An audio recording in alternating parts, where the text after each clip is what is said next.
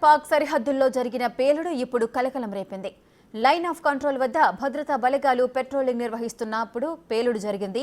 ఆ ధాటికి 2 జవాన్లు మృతి చెందారు.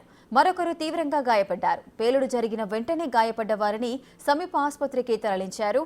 దీనికోసం వారిని ఎయిర్ లిఫ్ట్ చేశారు. అయినా వారి ప్రాణాలను కాపాడలేకపోయారు డాక్టర్లు. మృతి చెందిన వారిలో ఆర్మీ కెప్టెన్ కూడా ఉన్నారు.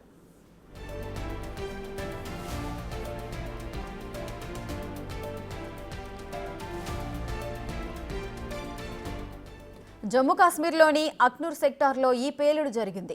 ఘటన జరిగిన ప్రాంతానికి అదనపు బలగాలను మోహరించింది ఇండియన్ ఆర్మీ. ఆ ప్రాంతంలో ప్రస్తుతం సెర్చ్ ఆపరేషన్ జరుగుతోంది. ప్రస్తుతం పేలుడు జరిగిన ప్రాంతంలో ఈ రోజు ఉదయమే ఓ మోటార్ షెల్ను డిఫ్యూజ్ చేశారు జవాన్లు. అంతలోనే ఈ పేలుడు జరిగింది. దీంతో అసలేం జరుగుతుందన్న దానిపై ఆర్మీ అధికారులు ఫోకస్ చేశారు.